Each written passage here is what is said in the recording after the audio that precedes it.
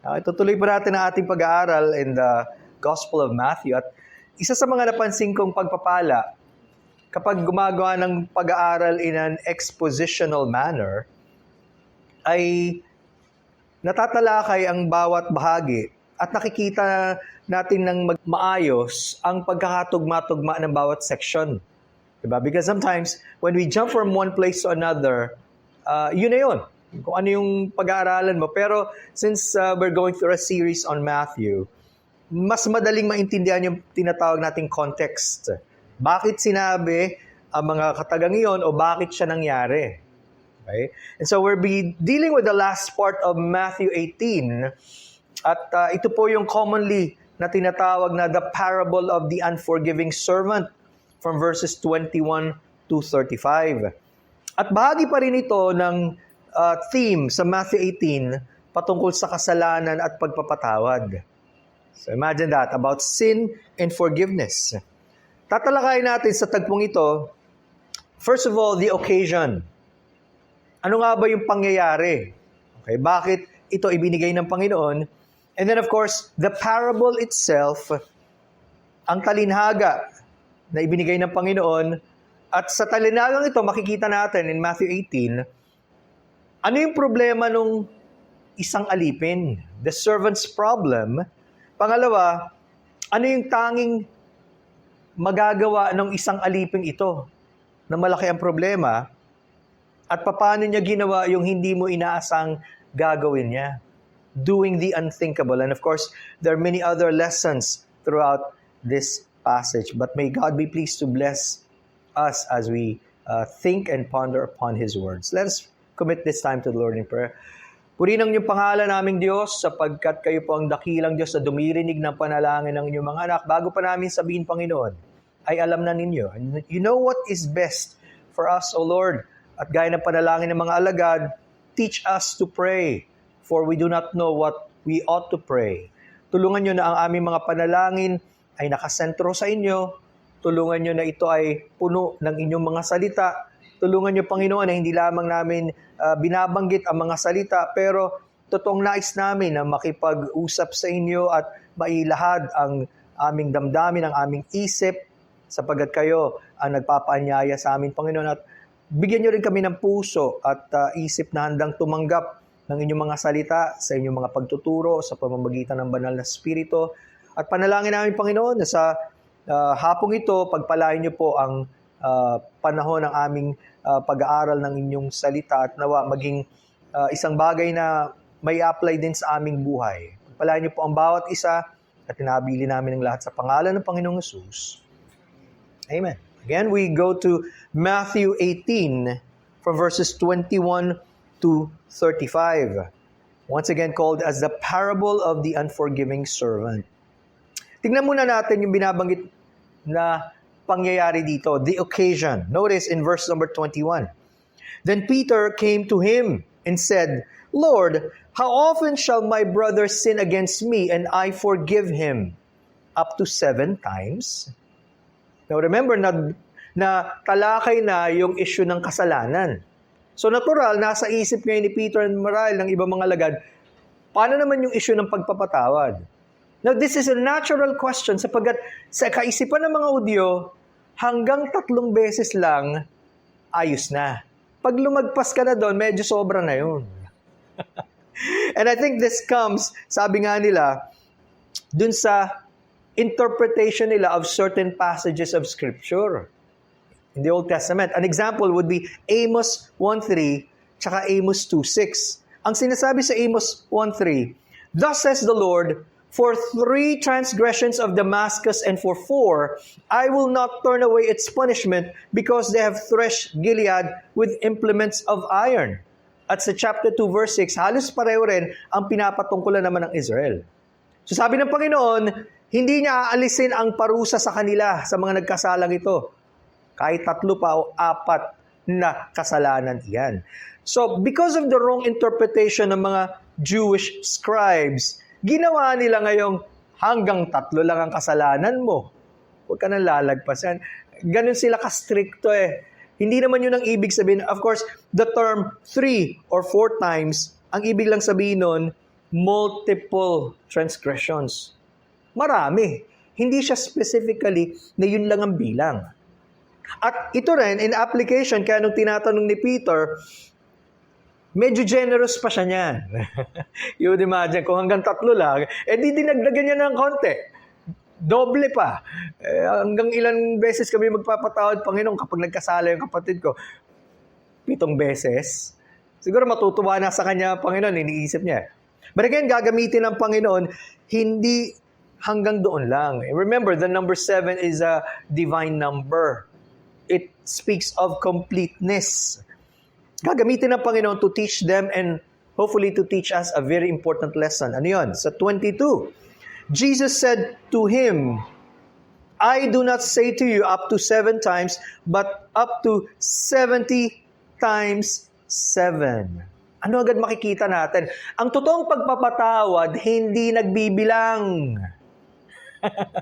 Hindi mo pwedeng sabihin, nakakadalawa ka na, isang-isa na lang. Tapos ka na sa akin. Mata mo lang ang walang latay. Hindi ka totoong nagpatawad. Bakit? Hindi mo pa nakakalimutan yung mga ginawa nun eh. Pag inuungkat pa at binabalik-balikan, hindi totoong nagpatawad. Totoo pa rin yun, to forgive is to forget. Bagamat hindi automatic at hindi mabilis mawawala agad yan. And yet, remember when Joseph said sa kanyang mga kapatid, alam niyang nagkasala sila but God has made me to forget. Hindi siya nagka-amnesia na wala na yung sakit. And so he named his firstborn Manasseh to remind himself, God has made me to forget. Ang Diyos na nagpapawala ng sakit. Kaya, makikita natin, yung sinabi ng Panginoong, hindi dapat 7 beses lang. 77. 70 times 7. Again, kung magaling kayo sa math, ilan yon? Magaling kayo, di ba? 490. Hindi naman ibig sabihin, 439 ka na. Hindi eh. Again, kung yung 3 or 4 times nga, ibig sabihin multiple sins. Ito, ibig sabihin walang limitasyon.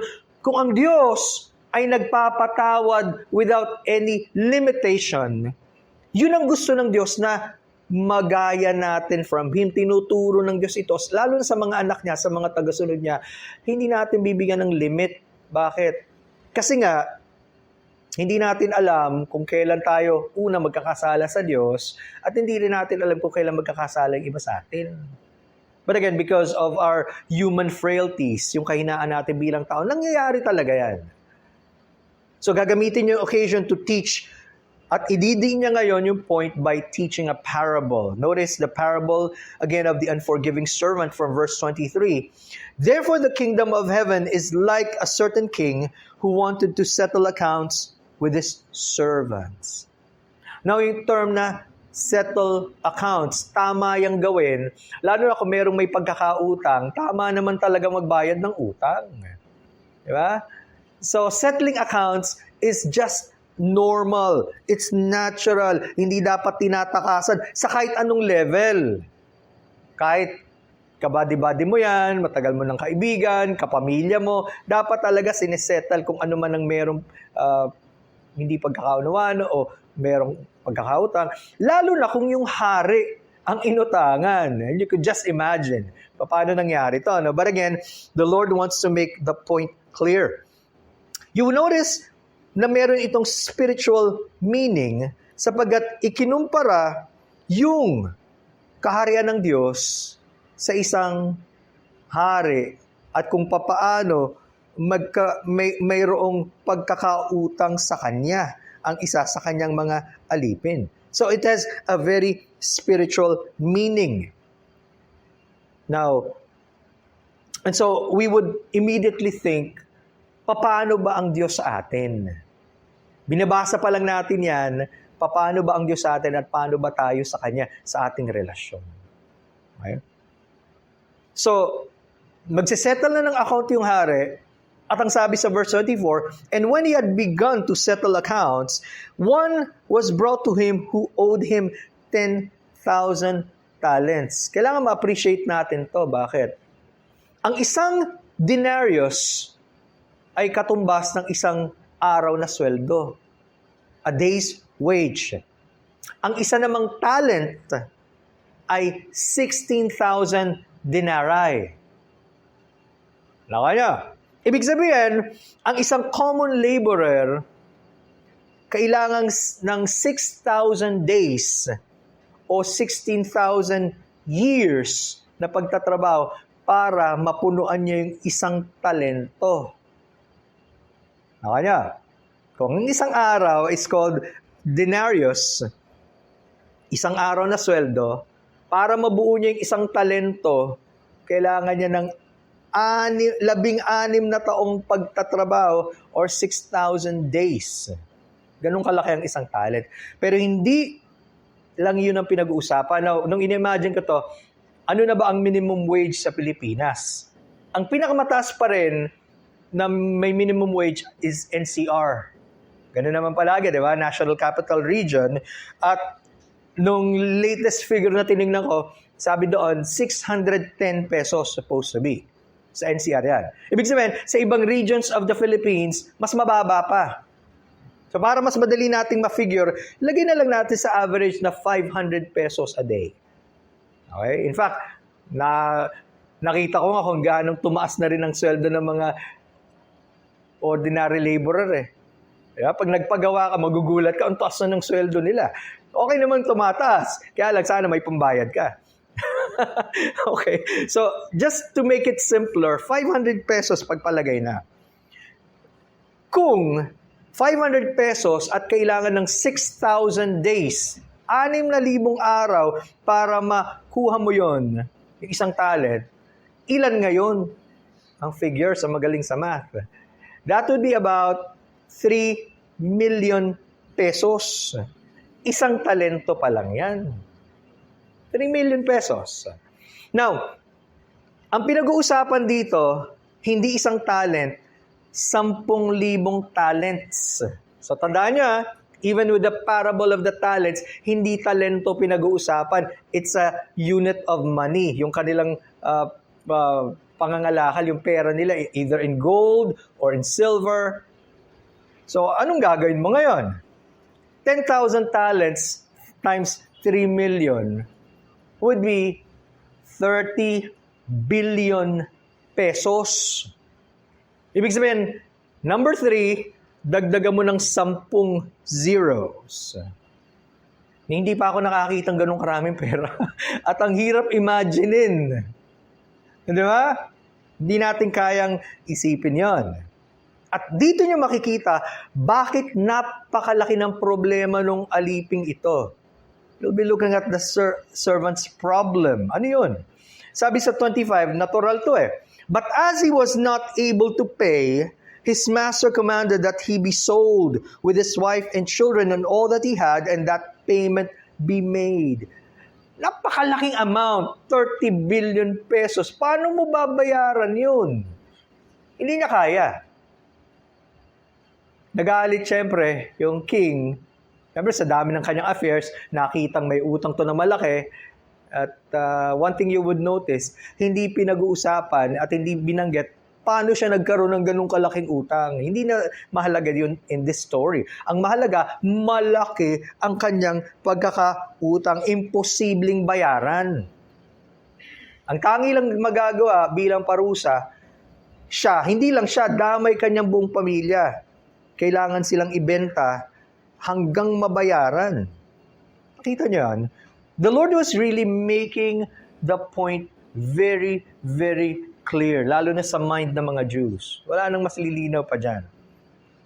Ano na lang ang magagawa ng servant? The servant's only recourse. Sabi sa 26, the servant therefore fell down before him, saying, Master, have patience with me, and I will pay you all. Walang magawa yung aliping ito kundi magmakaawa. Lumuhod siya, talagang nagpatira pa siya at humingi siya, Master, please, habaan niyo pang pasensya sa akin. At hindi mo malaman kung anong paliwanag ang gagawin niya at kung paano niya gagawin, pero babayaran ko yan sa inyo. Kahit siguro, buong buhay na niya, hindi niya kayang bayaran yun. Ako, gaano kalaki kasi eh. So, ang kapalit kasi nga, Hindi lang siya, pati yung pamilya niya, yung kanilang buhay magbabago at yung kanilang freedom, yung kalayaan nila mawawala. So wala siya magawa, kundi magmakaawa, yun lang ang tanging magagawa niya. Wala na siyang pwedeng ipagmalaki. It was a very deep situation. At dito naman natin makikita at i-highlight yung gagawin ng kanyang master, ng king. Sabi sa 27, "Then the master of that servant was moved with compassion, released him, and forgave him the debt." Pwedeng iba nangyari eh. Pwedeng hindi siya pakinggan ng kanyang master o yung kanyang king. Kung anong nasabi ko na, may ganun eh. Di ba? Minsan matigas ang desisyon. Kung anong sinabi ng hari, hindi mababali. But not this king. Nung naramdaman niya, at siguro naisip niya, ang napaka-kalunos-lunos na kalagayan ng kanyang alipin, naawa siya. At yung awang yun, hindi lang ito yung alam yung damdamin, naawa ako sa'yo, pero walang gagawin. No. Immediately, yun na nagbunsod sa kanya para pawalan yung kanyang pagkakautang. Dahil siya ang hari, may kapangyarihan siyang burahin iyon. Yun lang ang kanyang magagawa. Nirelease niya ang taong ito sa pagkakautang, pinatawad sa lahat. Napakalaki. But he was able to do that. Ibang-iba sa una niyang response na ipakulong at bayaran. Nagbago ang damdamin ng hari because of that compassion. What grace and generosity makikita nyo, no? Yung biyaya at awa na kanyang pinakita at yung kagandahang loob. Now we come to a point where this servant would do the unthinkable. Gagawin niya isang bagay na hindi mo maiisip na gagawin niya eh. Wala sa hinagap. Bakit? Ano sabi sa 28? "But that servant, pagkatapos na gawin sa kanya ng hari ngayon, masaya-masaya siya, biglang may nakita siya ngayon. Nagbago ang kanyang isip. Sabi, "But that servant went out and found one of his fellow servants who owed him 100 denarii." In fact, notice the wording. Hinanap niya actually. Hindi lang sila biglang nagkita eh. Naalala niya ngayon, mayroong may utang sa akin. At ang sabi doon, he laid hands on him and took him by the throat saying, "Pay me what you owe." Imagine, katatapos mo lang galing sa presensya ng hari at pinakawalan ka sa napakalaking utang at naisip mo agad, kailangan ko ng singilin yung may utang sa akin at ganun mo tinrato. Halos sinakal niya at sinabi. Ano nangyari? So his fellow servant, verse 29, fell down at his feet and begged him, saying, "Have patience with me, and I will pay you all." Ito yung tinatawag sa French term na parang déjà vu. Parang naulit yung pangyayari. Kung paanong nangyari na yung hari, sinisingil siya at gustong pabayaran, nagmakaawa siya. Ganon din ang ginawa nitong fellow, at tingnan nyo ang term fellow servant. Kapareho lang niya na alipin. Hindi pa nga siya leader o hari. Pero ganun na umasta. Diba, tao minsan yumayabang talaga. Hindi lang minsan, madalas. Ano? Wala ka pa nga sa posisyon, ipinagmamalaki mo na, wala ka naman talaga pwede ipagmalaki. Ganun eh, no? Nataas lang ng kaunti, nagkaroon lang ng konting favor, ipinagmamalaki na ng totoo. And the least he could have done, makita nyo, no? Either ginaya nyo yung ginawa ng hari, or kung di niya kaya talagang pawalan, meron man lang, ano tawag niya doon? Kapag hindi, pwede pang hindi bayaran agad-agad, merong grace. Grace period. Sige na nga. Pagbibigyan pa kita. Walang ganun eh. Napakatigas ng kanyang puso at ang sabi sa 30, "And he would not, but went and threw him into prison till he should pay the debt." Napakabilis niya mag-react. At hindi man lang niya naisip, kagagaling lang niya sa mas malalang sitwasyon ganun, pero hindi ganun ang ginawa sa kanya nung hari, na mas may kapangyarihan pa dapat na gumawa ng ganun. Okay? Kaya sinasabi kong he did the unthinkable. Now, magkano ba utang nung kanyang kapwa alipin? Sabi doon, 100 denarii. Kung ang isang denarius ay one day of wage, edi 100 araw ng pagtatrabaho, 100 days lang yan. 500 sa ating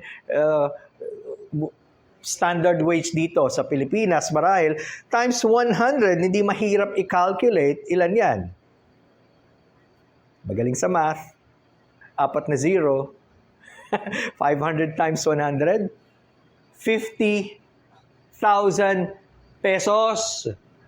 Sasabihin natin, sa talagang walang-wala, malaki na yun, of course. Pero gaano lang kaliit yun at gaano parang kapatak lang yun kumpara mo sa 30 billion and 50,000. Nakita niyo yung contrast ba't binigay ng Panginoon? It's like a dot. Hindi mo talaga pwedeng ikumpara. Isang bagay lang ang ibig sabihin. Hindi niya naintindihan at hindi niya na-appreciate yung ginawa sa kanya ng hari kung gaano kalaki ang ipinatawad sa kanya. Kaya hindi siya makapagpakita ng ganun ding kahit katiting na pagpapatawad sa kanyang kapwa. Wala sa kanya yon. Masaya lang siya na siya na-absuelto pero hindi siya masaya para sa iba. Kaya tingnan nyo, anong ginawa ng mga nakakita? Sabi sa 31, so when his fellow servants saw what had been done, they were very grieved and came and told their master all that had been done. Hindi matiis nung ibang nakakita. Alam nila pinalaya siya nung kanilang hari Pinawalang sale. Tapos ganun ang gagawin niya. At napakabilis naman, kulong agad. Wala nang ibang pag-uusap. Sila mismo, they sympathize with the second servant. Naramdaman nila yung bigat at yung lungkot dahil sa grabe yung ginawa nito. Nung first servant na ito, it was a very horrible thing na kanyang ginawa. Kaya nga di ba pag naisip natin, may mga pagkakataon na yung ibang tao ang nakakapansin sa ating mga ginagawa at sa ating mga kahinaan. Bawat isa sa atin, meron tayong tinatawag na blind spot. Totoo yan Di ba? Sa ating mata, merong lugar na walang nakikita. Ang problema, tayo rin ganon. If we do not learn to listen to other people, if we do not learn to ask for advice, may mga areas na hindi natin nakikita, ito pala kahinaan ko, at tuloy lang tayo, thinking we're doing well. Pero yung iba nakikita nila coming from a different perspective. At ganito ang nangyari, sila ang nakakita ng kalupitan ng unang alipin na ito, at siya, he was again blinded by his own weakness and by his greed. Anong ginawa nila? Sinabi sa hari. At what was the reaction of the king? Sabi sa 32, then his master, after he had called him, said to him, you wicked servant, I forgave you all that debt because you begged me. Should you not also have had compassion on your fellow servant, just as I had pity on you? Nagbago ang pagtanaw uli ng hari. Noong una, nagagalit yung hari, hindi siya nagbabayad, pero biglang naawa. Pero dahil sa ginawa niya, nagbago na naman ang pagtingin ng hari at ang tingin sa kanya isang masamang alipin. At totoo naman, di ba? Anong itatawag niyo sa isang tao na gusto lang tumanggap ng tumanggap, pero ayaw magbigay sa iba? Pag sa kanya ang pabor, masaya siya. Pag sa iba ibibigay ang pabor, ayaw niya. Di masama nga. Masama ang puso, masama ang isip, makasarili. Now, malinaw, ina-expect nung hari o ng kanyang master,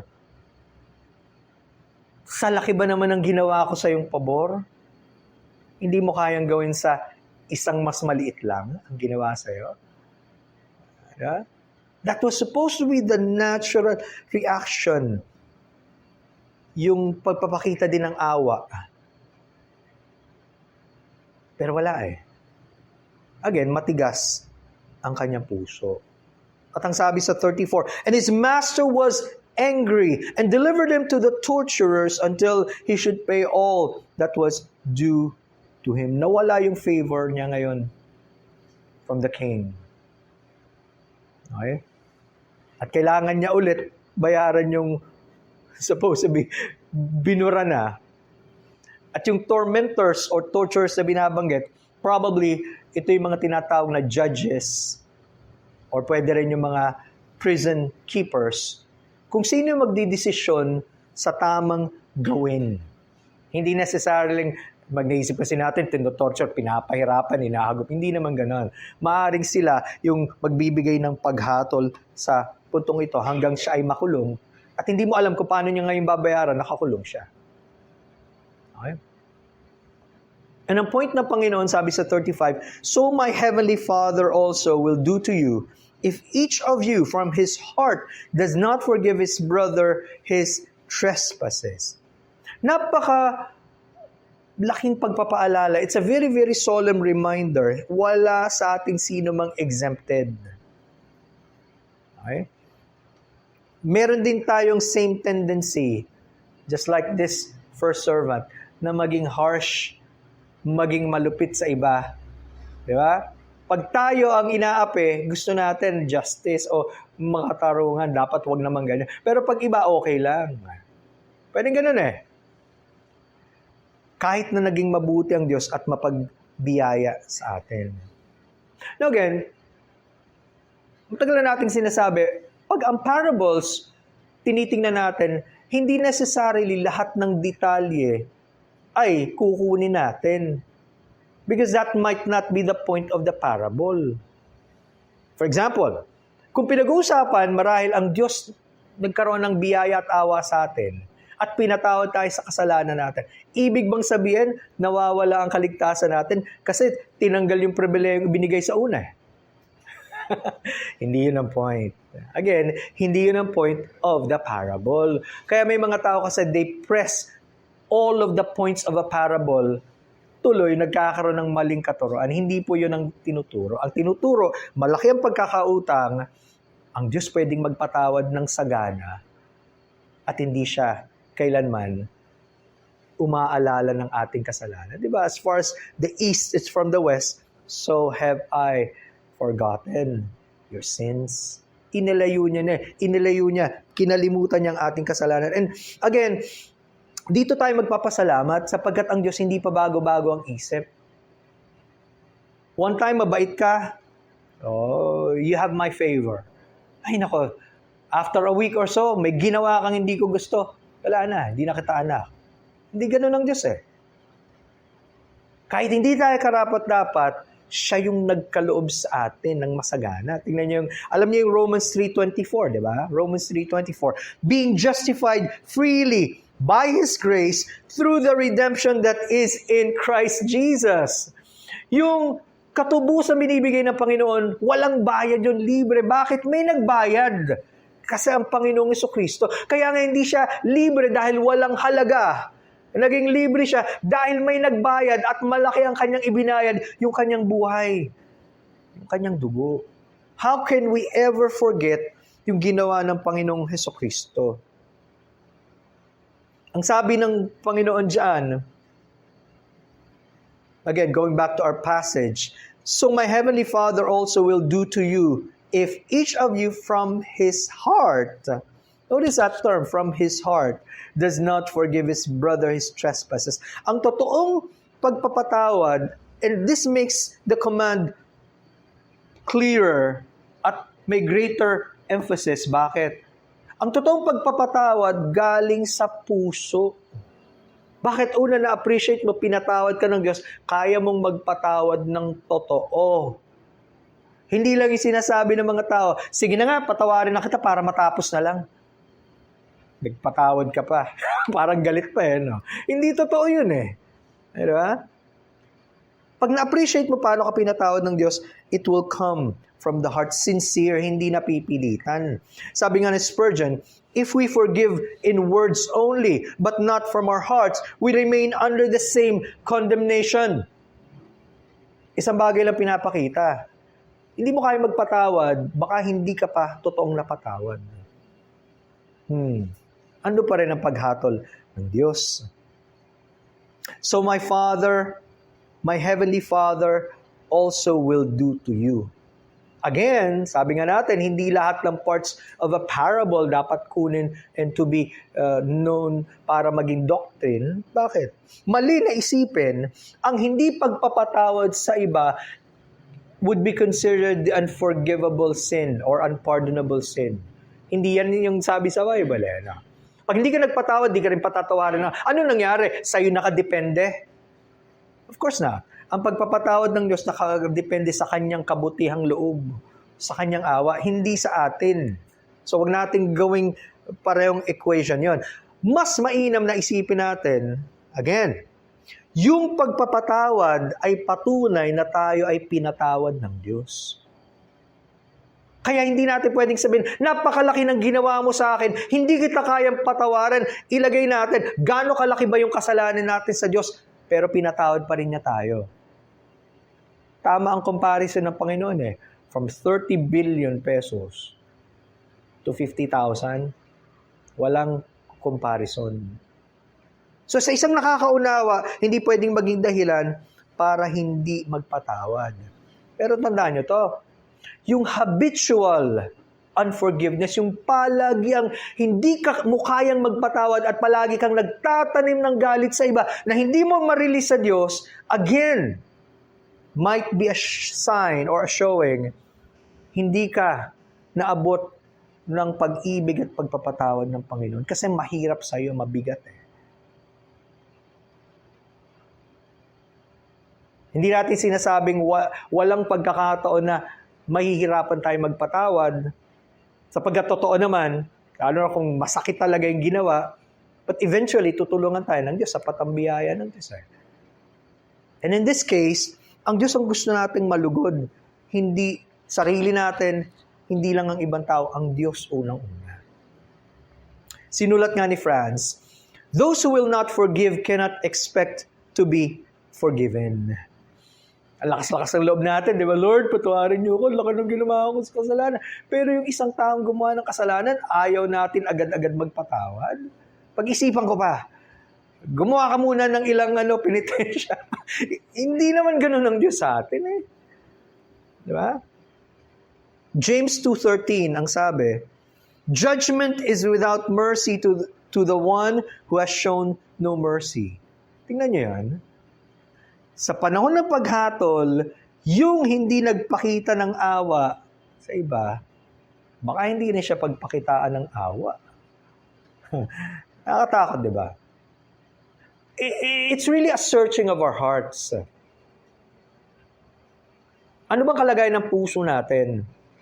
Ang taong napatawad, bagamat sinaktan siya ng iba, hindi niya pananatiling yun ang maging hadlang para siya magpatuloy sa Diyos at pwedeng ipagkatiwala niya sa Diyos yan. Panginoon, kayo na pong bahala. Kahit nga hindi pa humihingi marahil ng tawad sa iyo pwede mo nang ibigay sa Diyos. At least hindi na sa iyo mabigat. Na-isettle mo na sa Diyos at siya na ang ididil naman ng Diyos. Okay? Now, sa kabilang banda, kung may paghatol sa mga taong walang awa, dahil di nila naranasan ng habag at pagpapatawad ng Diyos, napakalaking pagpapala. Yung tayo linisin ng Panginoon, yung tayo mapalaya sa kasalanan, yung tayo magkaroon tayo ng buhay na ngayon sa presensya ng Diyos at nagagamit tayo ng Panginoon sa paraang gusto niya, napakalaking pagpapala. And so, we want to extend that to others. Yung mabuting balita ng kaligtasan, gusto nating sabihin sa kanila. May papakita natin, naging mabuti ang Diyos. Paano kung hindi pwedeng maging mabuti sa iba? Kahit ginawan mo ko ng masama, mas marami kong kasamaan ginawa sa Diyos, pinapatawad na kita. Of course, may mga pagkakataon, you do not, of course, tolerate the wrongdoing. Pero alam mo sa iyong puso, Panginoon, pinagkakalog ko na siya sa iyo. Diba? Nakita niyo the point of the parable. Sana yung ginawa at patuloy na ginagawa ng Diyos sa atin at pinapadama ng Diyos, ipadama din natin sa iba. Maging daluyan tayo ng pagpapala ng Diyos. At nawa, yung liwanag natin mas makita sa madilim at makasalanang mundong ito. May God use us for His glory. Let's pray. Almighty Father, maraming salamat sapagkat even through this parable, tinuturuan ninyo kami, Panginoon, na pahalagahan ang inyong ginawa para sa amin, nakatubusan, nakapatawaran at kaligtasan. And so in the same manner, may papamalas namin ito at may papakita sa iba na nangangailangan din ng ganitong awa at kabutihan.